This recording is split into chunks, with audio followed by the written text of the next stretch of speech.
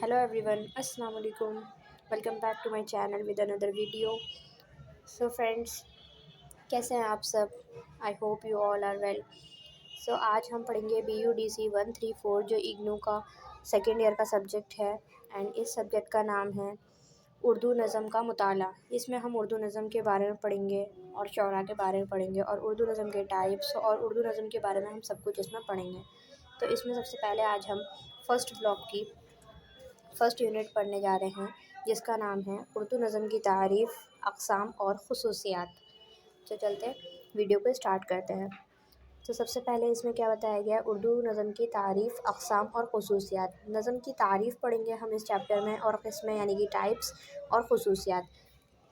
तारीफ़ means introduction part पढ़ेंगे इसमें कि नज़म होती क्या है और फिर उसकी टाइप्स, कितने टाइप्स की नज़म है और उसकी ख़ुसूसियात हिंदी में जिसे हम विशेषताएँ कहते हैं। तो सबसे पहले हम इसमें ये पढ़ेंगे कि उर्दू नज़म है क्या एक्चुअल में। इसमें हम इसके माने पढ़ेंगे और इसकी हैयत क्या है, यानी कि किस तरह दिखती है, इसकी ख़ुसूसियात, इसकी शक्लें और इसके मुख्तलिफ़ सिनफ़ें और इसके शौरा के बारे में भी पढ़ेंगे। उर्दू ज़बान पैदा तो दहली और नवाहे दहली में हुई, मगर इसके अदब का आगाज़ इर्तिक़ा दक्कन में माना जाता है। पहले सबसे पहले ये पैदा तो दक्कन और दहली में हुई, दहली और नवाहे दहली में, लेकिन इसका आगाज़ कहाँ माना जाता है? दक्कन में। दक्कन आप लोगों ने पढ़ा होगा, नहीं पढ़ा तो मैं बता देती हूँ। दक्कन एमपी के नीचे वाला जो एरिया है तमिलनाडु तक, वो दक्कन कहलाता है। दक्षिण से ऊपर मतलब दक्षिण और दक्कन के अंदर दक्षिण वाला एरिया भी आता है। अगर आपने हिस्ट्री में पढ़ा हो तो आपको पता होगा। इसके मुख्तलिफ़ सियासी, समाजी और इक़्तिसादी वजूहात हैं जिनकी तफ़सीलात के यहाँ मौका नहीं है। दक्कन में उर्दू अदब के आगाज़ इर्तिक़ा पर गौर करने से मालूम होता है कि उर्दू की पहली मसनवी कदम राव दक्कन में तख्लीक़ की गई और पहली नसरी किताब सबरस भी दक्कन में ही ज़ायदा है और पहला साहब दीवान शायर दक्कन में कुली कुतुब शाह को ही तस्लीम किया गया। तो जैसे कि हमें ये पता चल रहा है, इससे हमें ये पता चल रहा है कि हाँ, रियल में उर्दू जो है दक्कन में ही फली फूली है और उसका एक्चुअल में आगाज़ अगर मानेंगे तो वो दक्कन मानेंगे। क्यों? क्योंकि यहाँ पे सबसे पहले हमें मसनवी कदम राव जो यहाँ पे बताई गई है हमें दक्कन में ही मिलती है और सबसे पहली नसरी किताब सबरस जो है ये भी हमें दक्कन में ही मिलती है और सबसे पहले दीवान जिनका नाम है कुली कुतुब शाह, ये भी हमें दक्कन में ही मिलते हैं। तो हमें इससे ही पता चलता है कि उर्दू जो है, उर्दू का दक्कन से बहुत अच्छा ताल्लुक़ है, मतलब बहुत पुराना ताल्लुक़ है। उर्दू यहाँ पे काफ़ी अच्छी फली फूली और फैली है।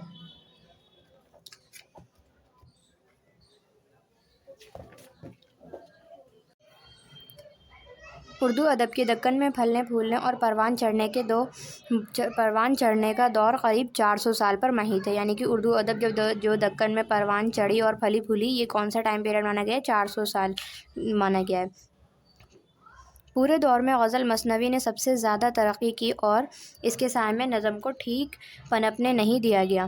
फिर भी इस अहद की कुछ अच्छी नज़में हैं, यानी कि इस टाइम क्या हो रहा था, ग़ज़ल और मसनवी जो है ज़्यादा लोग मतलब सुनना चाहते थे या ज़्यादा लिखी गई और इसके साए में नज़म जो है परवान नहीं चढ़ पाई और इस टाइम ग़ज़ल और मसनवी का दौर था। शुमाली हिंद में भी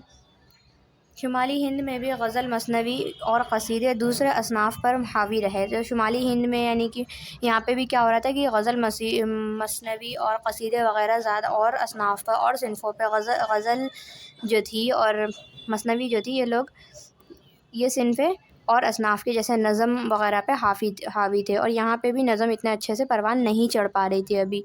उसके बावजूद भी यहाँ पे एक्का दुक्का नज़में तख्लीक़ की जाती थी। नज़म का असल फ़रोग़ कब चालू हुआ? जब जदीद दौर आया, यानी कि नया दौर। जदीद दौर में नज़म का असल फ़रोग़ चालू हुआ और इसके शौरा कौन है? मोहम्मद हुसैन आज़ाद और हाली से शुरू होता है और जिसकी फ़िक्री असास सर सैयद अहमद ख़ान के इस्तवार कर दी थी।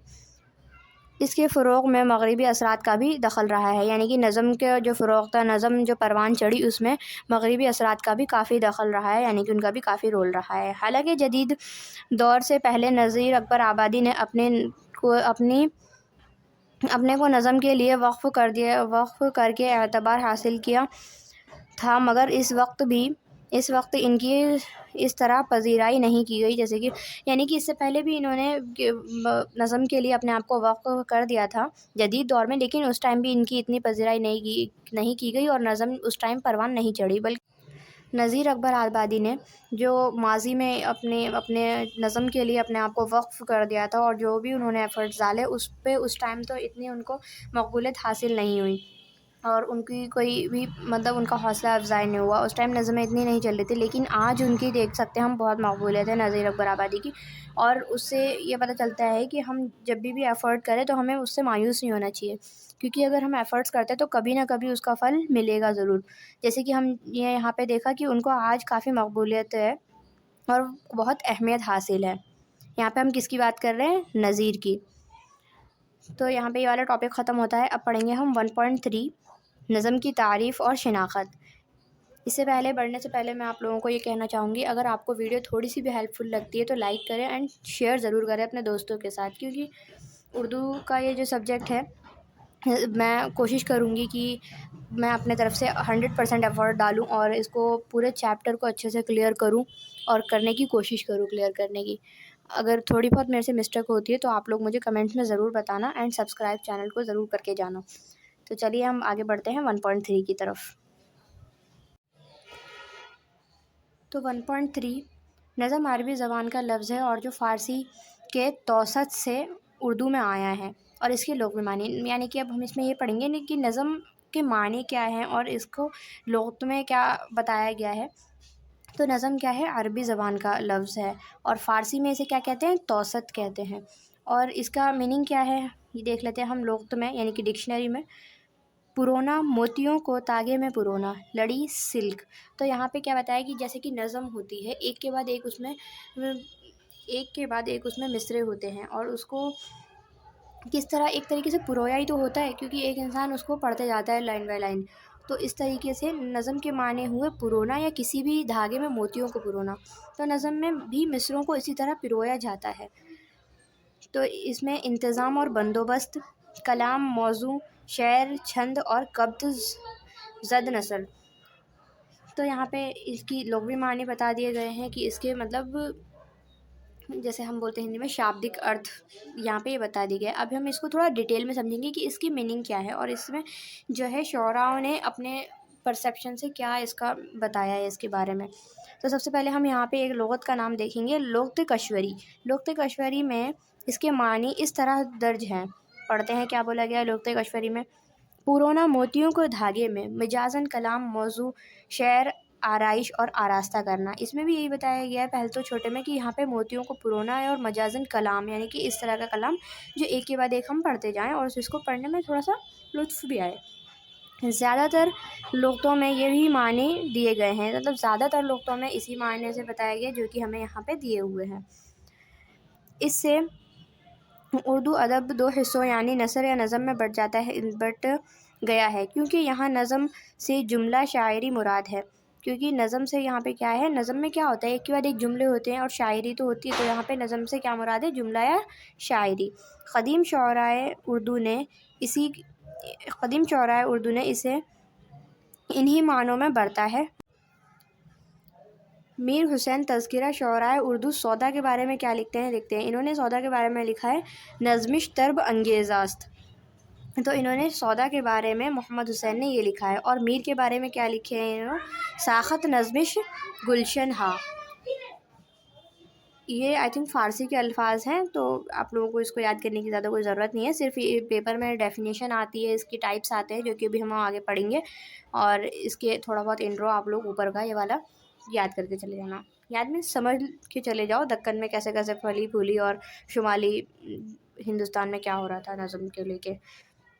غالب نے کیا لکھا ہے، غالب کا بھی دیکھ لیتے ہیں، چاہے تو غالب کا یاد کر لینا کیونکہ غالب بہت جانے مانے شعرا ہے، اور آپ لوگ اس کا اپنے آنسر میں ایڈ کر دو گے تو کافی اٹریکٹیو لگے گا آنسر، اور ٹیچر کو مارکس دینا ہی پڑے گا۔ غالب نظم سے جملہ شاعری مراد لیتے ہوئے اپنے خط میں لکھتے ہیں۔ غالب نے بھی کیا بولا ہے، نظم کو جملہ اور شاعری کو مراد لیا ہے، جیسے کہ اوپر ہم نے پڑھا، تو ہم یہ سمجھ گئے کہ اس سے نظم کیا ہے، موتیوں کو پرونا، یہ تو اس کے ایک طریقے سے معنی ہوگا، اور اس کو جملے اور شاعری میں مراد لیتے ہیں۔ سخن فہم اگر غور کرے گا تو فقیر کی نظم و نثر سہل ممتنع اکثر پائے گا۔ تو یہاں پہ غالب کچھ اردو کے الفاظ میں ایک سینٹنس کہہ رہے ہیں جس کو میں ابھی آپ لوگوں کو سمجھاؤں گی۔ تو انہوں نے کیا بولا ہے، سخن فہم اگر غور کرے گا، یعنی کہ اگر انسان غور کرے گا تو فقیر جو ہوتا ہے نا، اس کی نظم اور نثر میں سہل ممتنع اکثر پائے گا۔ سہل ممتنع یعنی کہ بہت ایزی، سرل وے، جیسے کہ جو کیا بتایا انہوں نے کہ فقیر جو ہے اپنی نظم اور نثر جو گاتا ہے، یعنی کہ اس میں کافی مطلب سمپلسٹی ہوتی ہے اور اس کو ایزلی سمجھا جا سکتا ہے۔ تو کیا بولا ہے، سہل ممتنع پائے گا۔ سہل ممتنع کے معنی ہوئے بہت آسان، یعنی کہ اس سے آسان کچھ ہو ہی نہیں سکتا۔ نسیم لکھنوی نے بھی نظم سے جملہ شاعری مراد لی ہے۔ نسیم لکھنوی نے بھی اس کو کیا بولا ہے، جملہ اور شاعری۔ تو ہم یہاں پہ دیکھ رہے ہیں کہ موسٹلی سب نے یہی بولا ہے کہ جملہ اور شاعری کے مراد ہی نظم کو ہم مانتے ہیں۔ تو انہوں نے بھی جملہ اور شاعری مراد لی ہے۔ وہ اپنے شاعر میں لکھتے ہیں، یہ ہے فیض نعمت حبیب خدا، ٹھیک ہے، یہ ہے فیض نعمت حبیب خدا، میری نظم مقبول عالم ہوئی، یعنی کہ یہ خدا کا شکر ادا کرتے ہوئے بول رہے ہیں کہ یہ نعمت ہے خدا کی جس کی وجہ سے میری نظم مقبول عالم ہوئی، یعنی کہ میری نظمیں جو ہیں عالم میں مقبول ہو رہی ہے یا اس مقبولیت مل رہی ہے اس کو، یعنی کہ فیمس ہو رہی ہیں۔ تو انہوں نے یہ سینٹنس کہا ہے۔ جدید شعراء کے یہاں بھی شعری تخلیق کو نثر میں ممیز کرنے کے لیے نظم کے اصطلاح کا استعمال ہوا ہے۔ مثلاً جب سے دیکھی ابوالکلام کی نظم حسرت میں بھی مزہ نہ رہا، داغ نے عشق کے شوق معاملات کو بھی خوب نظم کیا ہے۔ اس طرح غزل بھی نظم کے دائرے میں آ جاتی ہے، یعنی غزل میں ایک طرح نظم ہی ہے، غزل بھی ایک طرح کی نظم ہی ہے۔ بٹ غزل کی ڈفرینس جو ہے، غزل اور نظم کا آپ نے فرسٹ ایئر میں پڑھا ہوگا، نہیں پڑھا تو ابھی میں بتا دوں گی غزل میں کیا ڈفرینس ہے، آگے ابھی ہم پڑھنے والے ہیں۔ شعر کی تخلیق کو نثر سے ممیز کرنے کے لیے نظم کی اصطلاح استعمال ہوتی ہے۔ یہاں بھی یہ یاد رکھنا ضروری ہے کہ مذکورہ شعراء نے لفظ نظم کو اس کے مرادی یا مجازی معنوں میں برتا ہے، اصل معنوں میں نہیں۔ مزید یہ جامع اللغات جو ایک مستند لغت ہے میں نظم کو کیا معنی بتایا ابھی ہم یہ دیکھیں گے۔ تو یہاں پہ ایک نئی لغت کا نام آیا ہے، جامع اللغات، جو کیا ہے، ایک مستند لغت ہے۔ اس میں کیا بولا گیا ہے، شعر و کلام موضوع چند شعروں کا مجموعہ اور ایک ہی مضمون میں۔ تو اس میں انہوں نے کیا بولا ہے کہ ایک موضوع پر کچھ شعر یا کلام اور چند شعروں کا مجموعہ، یعنی کہ جب چند شعر کو ہم اکٹھا کر دیں گے، مجموعہ کر دیں گے، تو وہ کیا بن جائے گا، نظم بن جائے گا۔ اور جب کہ ان کا ایک ہی مضمون پر ہو، تو ایک مضمون پر ہونا نظم کہلاتا ہے۔ ابھی آپ لوگ، میں نے بولا تھا میں غزل بتاؤں گی، تو غزل کیا ہوتی ہے، غزل ایک ہی مضمون پر نہیں ہوتی، ٹھیک ہے، اس کے ہر بند میں مضمون بدل جاتا ہے، اس کا ٹاپک بدل جاتا ہے، تو وہ کسی بھی الگ الگ ڈفرینٹ ٹاپکس پر غزل ہو سکتی ہے۔ بٹ نظم میں ایسا نہیں ہوتا۔ نظم میں اگر چاند تاروں کی بات ہو رہی ہے تو چاند تاروں کی ہی پوری اینڈ تک ہوگی۔ اگر آسمان کی ہو رہی، کسی پرندے، کسی جانور، کسی ندی، کسی پھول پودے، کچھ بھی ہو سکتی ہے، تو وہ اسی پر نظم رہے گی، یا آزادی پر ہے یا حب الوطنی پر ہے، تو وہ پورا ٹاپک وہی رہے گا۔ جبکہ غزل میں ایسا نہیں ہوتا، غزل میں ڈفرینٹ ٹاپکس ہو سکتے ہیں۔ جامع اللغات کے آخری الفاظ چند اشعار کا مجموعہ ایک ہی مضمون پر ہو، تو اس کے آخری الفاظ میں کیا ہے، چند اشعار کا مجموعہ جو ایک ہی مضمون پر ہو سے جدید کی اس نظم کا تصور ابھرتا ہے کہ مغربی اثرات سے وجود میں آ کر ایک صنف کی حیثیت پر وان چڑھی۔ چند اشعار ایک موضوع پر ہونے کا مطلب تسلسل یا ربط ہے، یعنی تمام اشعار آپس میں منسلک ہوں اور تمام اشعار مل کر موضوع کا خیال مکمل کرے۔ تو یہاں پہ کیا بات کی گئی ہے کہ جو ایک ہی ٹاپک ہے، جو میں نے ابھی آپ لوگوں کو بتایا، وہی اس میں بولا گیا کہ مسلسل اور تسلسل اس میں ربط ہو ایک ہی ٹاپک پر۔ تو اس میں ہمیں یہ والے لغت کے معنی کو، اسی کو ڈیفائن کیا ہے۔ آپ لوگ ایک اور بار پڑھ سکتے ہو، جو کہ میں نے بتا دیا ہے۔ لیکن تسلسل بیان سے یہ ابہام پیدا ہو کہ غزل چھوڑ کر تمام اقسام شعر، یعنی قصیدہ، مثنوی، مرثیہ، ترکیب بند، ترجیع بند اور مصمت کے 8 شکلیں آٹھوں شکلیں سب میں تسلسل بیان ہوتا ہے، تو اب صنف میں شناخت کیسے ہو، جبکہ صنف نظم کے لیے کوئی حیت متعین نہیں ہے۔ تو اب ہمیں یہاں پہ ایک ڈاؤٹ یہ آ رہا ہے کہ یہاں پہ جیسے کہ ہمیں یہ ساری چیزیں پتہ چلی، قصیدہ، مرثیہ، مثنوی، ترکیباً، ترجیباً، اس میں بھی ایک ہی ٹاپک پر ہوتا ہے، تو اب ہمیں کیسے پتہ چلے کہ بھئی نظم کی کیا خصوصیات ہیں، مطلب نظم کون سی ہے اور یہ مرثیہ وغیرہ کون سے ہیں، تو ابھی اس کے بارے میں بھی ہم آگے پڑھیں گے۔ تمام ثانی مصرع ہم قافیہ ہوں گے، جیسے کہ ہمیں یہ پتہ ہوتا ہے کہ غزل ہے، غزل کی ایک حیت بیان کی گئی ہے، لیکن نظم کی کوئی حیت نہیں بتائی گئی ہمیں، تو یہاں پہ یہی ڈسکشن چل رہا ہے کہ بھئی اس کو کیسے پہچانیں گے۔ جیسے غزل کی حیت متعین ہے کہ مطلع کے دونوں مصرع ہم قافیہ ہوں گے، تمام ثانی مصرع ہم قافیہ ہوں گے، آخری شعر مقطع میں شاعر اپنا تخلص بیان کرے گا۔ جیسے کہ آپ لوگوں کو غزل کی خصوصیات پتہ ہوگی کہ اس میں مقطع ہوتا ہے، مطلع ہوتا ہے، اور آخری جو مقطع شعر ہوتا ہے اس میں شاعر اپنا تخلص بیان کرتا ہے، لائک اپنا نام لکھتا ہے، جیسے کہ غالب اور داغ اور میر، اور اس طرح کے اپنے تخلص اپنے نام سے بیان کرتے ہیں، انہوں نے اپنا تخلص ایک ٹائٹل لیا ہوا ہوتا ہے۔ اس کا ہر شعر خود مختفی ہوتا ہے، جیسے کہ اس کا ہر شعر، جیسے کہ میں نے آپ لوگوں کو پیچھے بتایا، غزل کا ہر شعر خود مختفی ہوتا ہے، یعنی کہ وہ اپنے آپ میں ایک الگ ٹاپک رکھتا ہے۔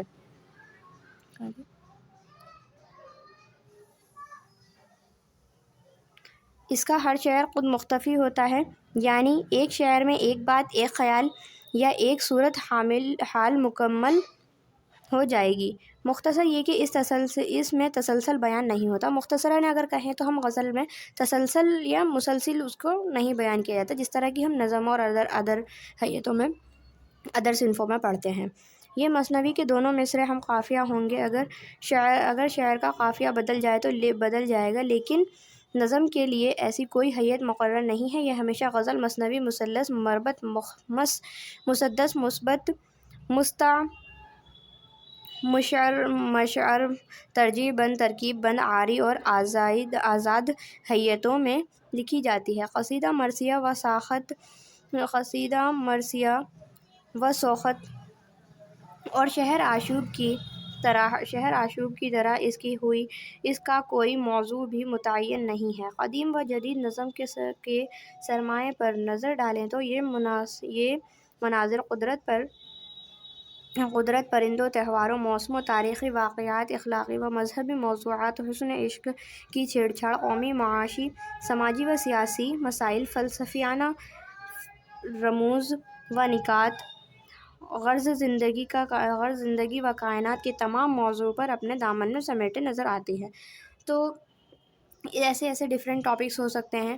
پیچھے پڑا کہ غزل کیسے مختلف ٹاپکس کو لے سکتی ہے، جیسے کہ حسن عشق کی باتیں، چاند، تارے، زمین، آسمان، یا حب الوطنی، یا عشق کی چھیڑ چھاڑ۔ تو اب نظم کیا ہے؟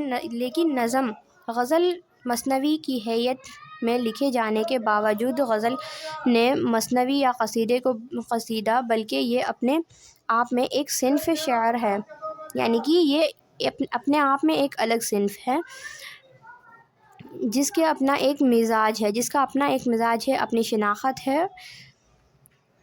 شناخت کا دار و مدار اس کے موضوع، تسلسل، خیال اور مرکزی فکر پر ہے، شمیم احمد نے لکھا ہے۔ تو کیا ہے، اب ہمیں یہاں پہ غزل کا پتہ چل گیا، نظم میں تسلسل خیال ہوگا اور ایک مرکزی خیال ہوگا، لائک چاند پہ بات ہوگی تو وہ اس پوری نظم میں چاند پہ بات ہوگی، ایک مرکزی خیال ہوگا، یعنی کہ ایک ہی ٹاپک پر بات کی جائے گی اور ایک مسلسل طریقے سے کی جائے گی، ٹھیک ہے۔ معنوی اعتبار سے نظم ایک نہایت بست، وسیع اور ہمہ گیر اصطلاح ہے، یہاں تک کہ اگر صاف سخن میں سے غزل منہا کر دیا جائے تو دیگر تمام اصناف سخن، مثلاً قصیدہ، مثنوی، مرثیہ و سوخت اور شہر آشوب، در حقیقت نظم ہی کے مختلف موضوعات و اسالیب قرار پائیں گے، یعنی ہر وہ شعر، تخلیق جو خیال و فکر شیرازہ بندہ تسلسل خیال اور ربط پر مبنی ہے۔ تو یہاں پہ ہمیں یہ پتہ چل رہا ہے، وہی اب بار بار اس کو دہرایا جا رہا ہے کہ اس میں کیا ہوگا، ایک تسلسل خیال ہوگا، مرکزی فکر ہوگی اور ایک ہی ٹاپک پر مسلسل طریقے سے بات کی جائے گی۔ آگے بڑھتے ہیں۔ نظم میں موضوع ایک سے زیادہ بھی ہو سکتے ہیں، لیکن یہ سب ایک بنیادی موضوع کے تحت یا اس سے مربوط ہوتے ہیں۔ نظم میں جو بنیادی موضوع ہے اس کے ارد گرد سارا تانا بانا بنا جاتا ہے۔ اس کے ذریعے ایک بنیادی تاثر قائم کیا جاتا ہے۔ اس کا واقعاتی بیان اور رنگا رنگی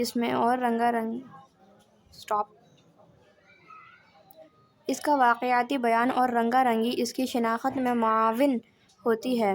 کلیم الدین احمد کے خیال میں اچھی نظم کا معیار یہ ہے کہ شاعریت کو اس کے چند شعروں میں ہی نہیں لینا چاہیے، بلکہ وہ پوری نظم میں جاری ہو، اور یوں جاری و ساری ہو کہ کسی مخصوص شعر کو نظم سے الگ کرنا ممکن نہ ہو۔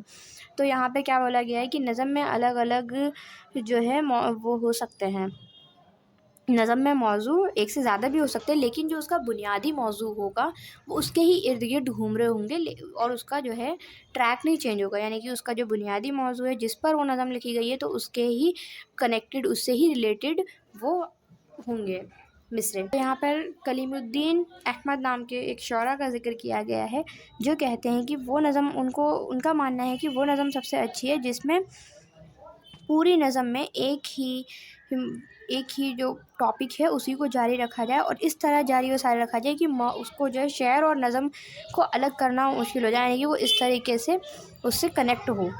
کلیم الدین احمد کا یہ بھی خیال ہے کہ نظم مبسوط اور طولانی نہیں ہونی چاہیے، یعنی کہ ان کا یہ کہنا ہے کہ نظم بہت زیادہ لمبی نہیں ہونا چاہیے۔ ربط و تسلسل البتہ شرط ہے، یعنی کہ ربط اور تسلسل یعنی کہ اس کا رابطہ ہو، ایک دوسرے سے سینٹنسز ہو اور اس کو جو ہے ایک کے بعد ایک اس میں کنیکٹڈ ہو سینٹنسز، یہ انہوں نے شرط بتائی ہے اچھی نظم ہونے کی، ورنہ نظم مختصر بھی ہو سکتی ہے اور ہوتی بھی ہے۔